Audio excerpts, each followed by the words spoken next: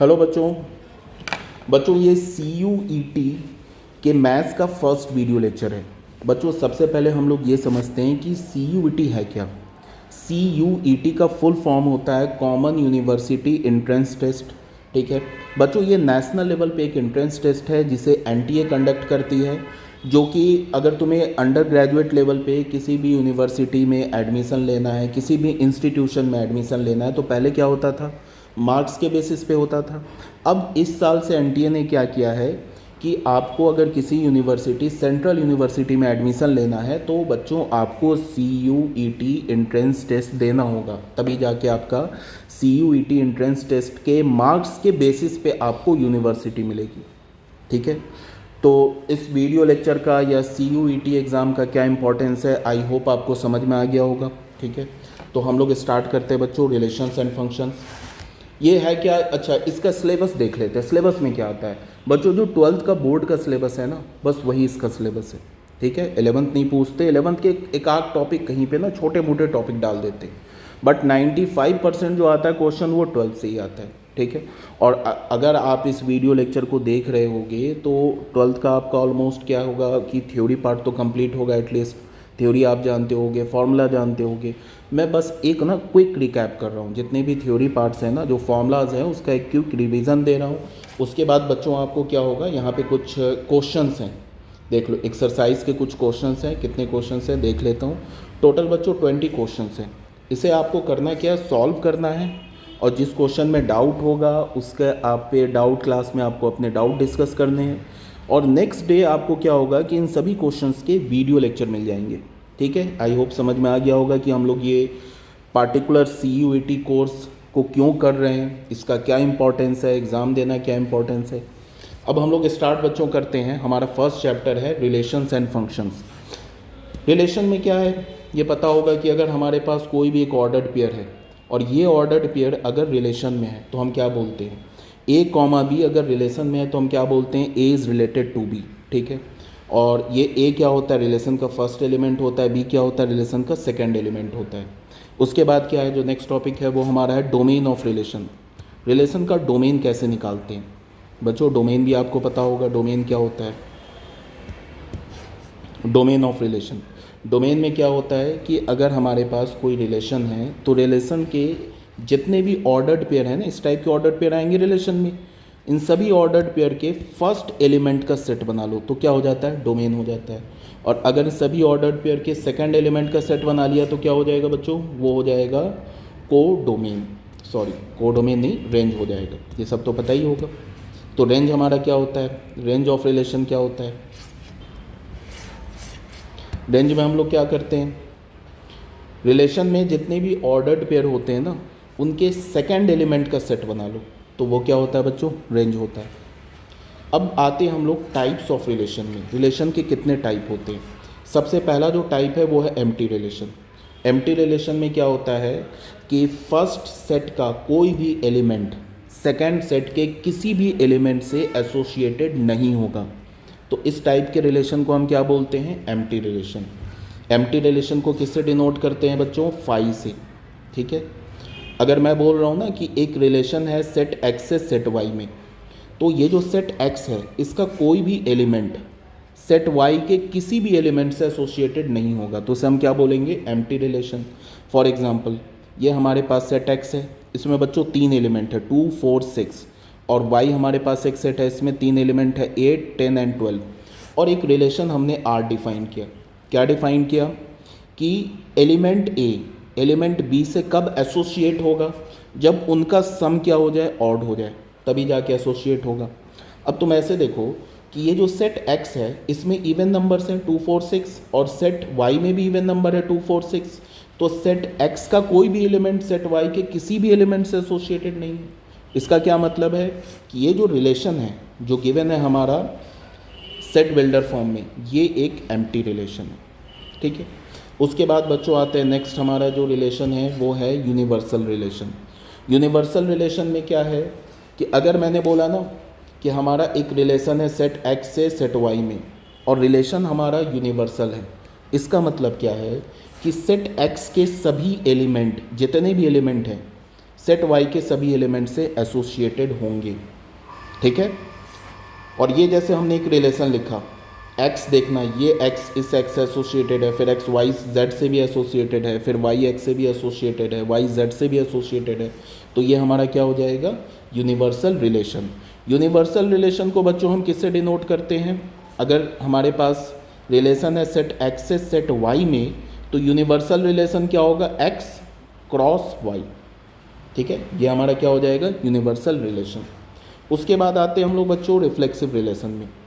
Reflexive relation में क्या होता है बच्चे कि अगर मैंने एक रिलेशन R इस सेट कैपिटल X सेट में बोला है कि रिलेशन R लिया, और अगर ये R रिलेशन रिफ्लेक्सिव है, इसका मतलब क्या है, जैसे रिलेशन हमने किस में डिफाइन किया बच्चों, रिलेशन हमने लिया set A to set A, same set में रिलेशन लिया, और मैंने बोला कि R रिलेशन रिफ्लेक्सिव है। इसका मतलब क्या है कि सेट A के जितने भी एलिमेंट्स हैं वो सभी आपस में रिलेटेड है। जैसे अगर मैंने रिलेशन एक लिया, रिफ्लेक्सिव रिलेशन लिया सेट X में, तो इस सेट X में कितने एलिमेंट हैं, X Y Z, ये 3 एलिमेंट है ना, तो ये तीनों एलिमेंट आपस में रिलेटेड है। देख लो, X X से रिलेटेड है, मतलब X खुद X से रिलेटेड है, Y Y से रिलेटेड है, Z Z से रिलेटेड है, तो इस टाइप का रिलेशन क्या होगा, एक रिफ्लेक्सिव रिलेशन होगा। नेक्स्ट जो हमारा बच्चों रिलेशन है वो है सिमेट्रिक रिलेशन। सिमेट्रिक रिलेशन में क्या होता है बच्चों कि अगर A B से एसोसिएटेड है तो फिर B A से भी एसोसिएटेड होगा, तो इस टाइप के रिलेशन को हम क्या बोलते हैं, सिमेट्रिक रिलेशन। उसके बाद आते हैं बच्चों ट्रांजिटिव रिलेशन। ट्रांजिटिव रिलेशन हमारा क्या होता है, ट्रांजिटिव रिलेशन में क्या है कि अगर हमने एक रिलेशन R बोला सेट X में, और ये जो R रिलेशन है अगर हमारा एक ट्रांजिटिव रिलेशन है, ठीक है, तो ये अगर ट्रांजिटिव रिलेशन है तो अगर A B R का एलिमेंट है एंड बी सी भी R का एलिमेंट है, रिलेशन का एलिमेंट है, तो ए बी को भी रिलेशन का एलिमेंट होना है। बात को सुन लो ध्यान से। कंडीशन क्या है कि अगर ए बी तुम्हें रिलेशन में दिख जाए एंड बी सी भी दिख जाए और ए बी ना दिखे, तब ये रिलेशन ट्रांजिटिव नहीं होगा। बट अगर रिलेशन में सिर्फ तुम्हें ए बी दिखे, बी सी मिले ही नहीं, तो फिर रिलेशन ट्रांजिटिव हो जाएगा। ये ऑलरेडी कई बार मैंने बता रखा है, ठीक है। तो ये हो गया हमारा ट्रांजिटिव रिलेशन। जैसे ये देख लो, ये रिलेशन हमारा ट्रांजिटिव है, एक्स जेड है, जेड वाई भी है, तो फिर एक्स वाई भी है हमारा रिलेशन में, तो ट्रांजिटिव रिलेशन हो गया। उसके बाद जो नेक्स्ट रिलेशन आता है वो हमारा इक्विवेलेंस रिलेशन। इक्विवेलेंस रिलेशन में बच्चों क्या होता है कि अगर कोई रिलेशन रिफ्लेक्सिव रिलेशन भी है, सिमेट्रिक रिलेशन भी है, as well as transitive relation भी है, तो उसे हम क्या बोलते हैं बच्चों, इक्विवेलेंस रिलेशन, ठीक है। ये हमारा इक्विवेलेंस रिलेशन हो गया, इसका ये एग्जांपल दे रखा है। उसके बाद बच्चों आते हैं इक्विवेलेंस क्लास में। इक्विवेलेंस क्लास ए, इसका क्या मतलब है, अगर मान लो एक रिलेशन हमने R डिफाइन किया सेट X में, ठीक है, और हमने एक क्लास डिफाइन किया, जैसे ऐसे लिखा क्लास A, इसे क्या बोलते हैं, इक्विवेलेंस क्लास। किसका इक्विवेलेंस क्लास डिफाइन किया, A, इस A एलिमेंट का इक्विवेलेंस क्लास डिफाइन किया। तो इसका क्या मतलब है कि इस एलिमेंट से जितने भी अदर एलिमेंट रिलेटेड है ना, उनका सेट, ठीक है। मतलब क्या होगा कि मान लो इस A से B भी रिलेटेड है, C भी रिलेटेड है, D भी रिलेटेड है, तो इक्विवेलेंस क्लास क्या हो जाएगा, हमने किसका इक्विवेलेंस क्लास डिफाइन किया है, इस एलिमेंट A का, तो इक्विवेलेंस क्या क्लास क्या होगा, इस A से अगर B रिलेटेड है तो A कॉमा B, अगर मान लो A से C भी रिलेटेड है तो A कॉमा C, A से D भी रिलेटेड है तो A कॉमा D, ये क्या हो जाएगा, इक्विवेलेंस क्लास हो जाएगा, किस एलिमेंट का, A एलिमेंट का, ठीक है। तो ये हो गया बच्चों हमारा रिलेशन हो गया। अब आते हैं बच्चों फंक्शन में। फंक्शन में वही बात है कि फंक्शन क्या होता है वो पता होगा तुम लोगों को, ठीक है। टाइप्स ऑफ फंक्शन में इंजेक्टिव फंक्शन क्या होता है, इंजेक्टिव फंक्शन को बच्चों वन वन फंक्शन बोलते हैं, ठीक है। वन वन फंक्शन की पहचान कैसे होती है, वन वन फंक्शन को हम लोग प्रूफ कैसे करते हैं कि अगर f of x1 f of x2 के इक्वल है, अगर f ऑफ x1 को मैंने f ऑफ x2 के इक्वल कर दिया तो यहाँ से हमें क्या मिलना चाहिए, x1 is equals to x2, तो फंक्शन क्या हो जाएगा हमारा, एक इंजेक्टिव फंक्शन हो जाएगा, मीन्स वन वन फंक्शन हो जाएगा, ठीक है। सर्जेक्टिव फंक्शन को बच्चों क्या बोलते हैं, ऑन्टो फंक्शन बोलते हैं, ठीक है। सर्जेक्टिव फंक्शन में क्या होता है कि जो रेंज होता है वो किसके इक्वल होता है, कोडोमेन के इक्वल होता है। उसके बाद थर्ड में हमारा बच्चों बाइजेक्टिव फंक्शन। बाइजेक्टिव फंक्शन किसे बोलते हैं? जो इंजेक्टिव फंक्शन भी हो and as well as surjective function भी हो, वन वन भी हो, ऑनटो भी हो, उसे हम क्या बोलते हैं बच्चों? बाइजेक्टिव फंक्शन बोलते हैं। उसके बाद आते हैं बच्चों कंपोजिट फंक्शन में। कंपोजिट फंक्शन में क्या है कि हमने फंक्शन ले लिया, एफ फंक्शन लिया सेट ए से सेट बी में, जी फंक्शन लिया सेट बी से सेट सी में। बच्चों अगर मैं ना जी सर्कल एफ लिखता हूँ तो सबसे पहली बात कि जी सर्कल एफ डिफाइन कब होगा? ये डिफाइन कब होगा? इसको डिफाइंड होने के लिए रेंज ऑफ एफ, एफ का जो रेंज है वो क्या होना चाहिए? Must be the subset of domain of G. पहला तो ये कंडीशन है, पहली बात।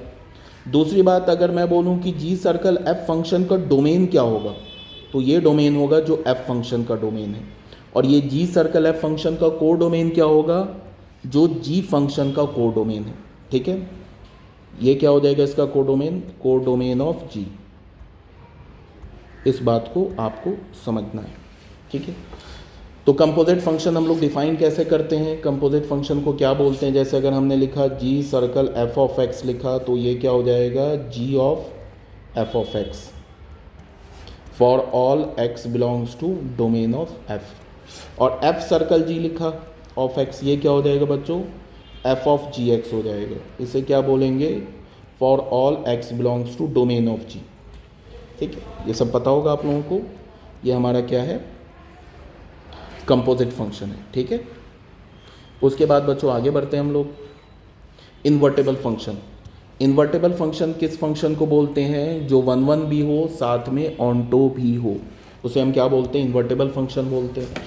इन्वर्टेबल फंक्शन की दो प्रॉपर्टी होती है। एक तो ये प्रॉपर्टी होती है कि जी सर्कल एफ एक आइडेंटिटी फंक्शन होगा एफ के डोमेन में। एफ का डोमेन क्या है? एक्स, इसमें एक आइडेंटिटी फंक्शन होगा। और दूसरा क्या कि एफ सर्कल जी भी एक आइडेंटिटी फंक्शन होगा। किसके डोमेन में? जी के डोमेन में। याद रखिएगा, ये इन्वर्टेबल फंक्शन है।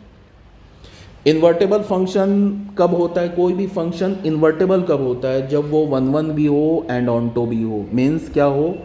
इंजेक्टिव भी हो एज वेल एज सर्जेक्टिव भी हो। अब यहाँ पे बच्चों क्या दे रखा है? Step to find the inverse of a function. किसी फंक्शन का इन्वर्स हम लोग कैसे निकालते हैं वो पता होगा तुम लोगों को। एक बार मैं फिर से एक्सप्लेन कर दे रहा हूँ। अगर तुम्हें एफ एक्स फंक्शन का इन्वर्स निकालना है तो हम लोग क्या करेंगे? एफ एक्स को वाई के इक्वल कर देंगे।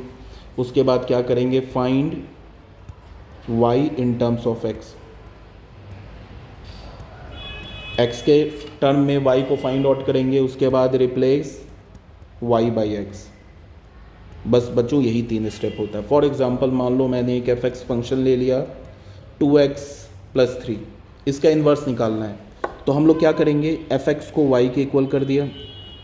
सबसे पहले बात कि अगर मैं इस 2x + 3 का इन्वर्स निकाल रहा हूँ तो ये जो एफ एक्स फंक्शन है must be an invertible function, means must be a bijective function.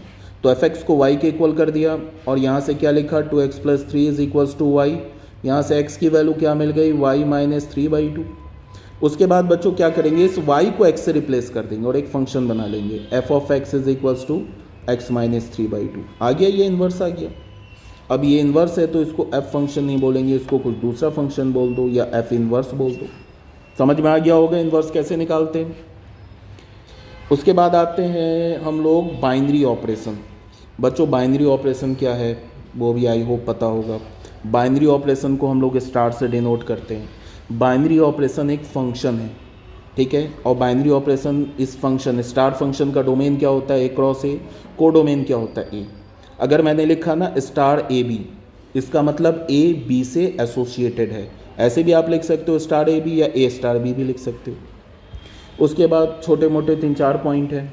अगर मैंने कोई एलिमेंट E को बोला कि ये क्या हमारा एक आइडेंटिटी एलिमेंट है, किस में? ये बाइनरी ऑपरेशन में। बाइनरी ऑपरेशन स्टार, सबसे पहले हमने क्या किया कि स्टार बाइनरी ऑपरेशन अप्लाई किया सेट एक्स में, ठीक है। उसके बाद हमने क्या बोला कि जो एलिमेंट ई है ये एक आइडेंटिटी एलिमेंट है। तो अगर ये एलिमेंट ई आइडेंटिटी एलिमेंट होगा तो कंडीशन क्या सेटिस्फाई करेगा? A*E = E*A for all A belongs to X। हमने जो बाइनरी ऑपरेशन बच्चों डिफाइन किया है ये कैपिटल X सेट में डिफाइन किया है। समझ में आ रही है बात? और अगर हमने बोला कि हमारा जो ई जो है ये एक हमारा आइडेंटिटी एलिमेंट है, तो इसका क्या मतलब हुआ, ए स्टार ई किसके इक्वल होगा, ई स्टार ए, और ये ए के इक्वल होगा। ठीक है, नेक्स्ट आता है बच्चों इन्वर्टेबल एलिमेंट। फिर वही बात कि अगर मैंने बोला कि एक स्टार बाइनरी ऑपरेशन है और सेट एक्स में, और ये जो स्मॉल ए है ना ये इन्वर्टेबल है, तो इन्वर्टेबल है तो ए का इन्वर्टेबल है, ये स्मॉल ए इन्वर्टेबल है, तो इसका इन्वर्स हमने अज्यूम कर लिया कि इसका इन्वर्स जो है वो बी है। तो अगर ये ए इन्वर्टेबल है तो फिर क्या होगा, इसका इन्वर्स बी है तो क्या होगा, ए स्टार बी और बी स्टार ए, ये ई के इक्वल होगा। ठीक है, और बी को हम क्या लिखेंगे, ए इन्वर्स, बी को क्या लिखेंगे, ए इन्वर्स। उसके बाद फिर कॉम्यूटेटिव, कोई भी बाइनरी ऑपरेशन सेट एक्स में कम्यूटेटिव कब होता है, when A star B is equals to B star A, यहाँ पे B star A for all A belongs to set X. अगर कोई भी बाइनरी ऑपरेशन स्टार एसोसिएटिव है तो फिर कंडीशन क्या हो जाएगा, A star B star C is equals to A star B star C, ये कंडीशन हो जाएगी। ठीक है बच्चों, ये तुम लोगों को समझ में आ गया होगा, एक क्विक रिकैप दिया मैंने रिलेशंस एंड फंक्शंस चैप्टर का। ठीक है, ये जो भी बताया है तुम लोगों को ऑलरेडी पता होगा, बट एक बार मैंने रिवाइज करा दिया। अब तुम लोग क्या करोगे बच्चों, ये एक्सरसाइज के सभी क्वेश्चन सॉल्व करोगे, इसका आंसर की मैंने दे रखा है, जिस भी क्वेश्चन में डाउट होगा कल हम लोग डिस्कस करेंगे, और उसके नेक्स्ट डे आपको वीडियो लेक्चर मिल जाएगा। Okay, thank you very much, thanks for watching.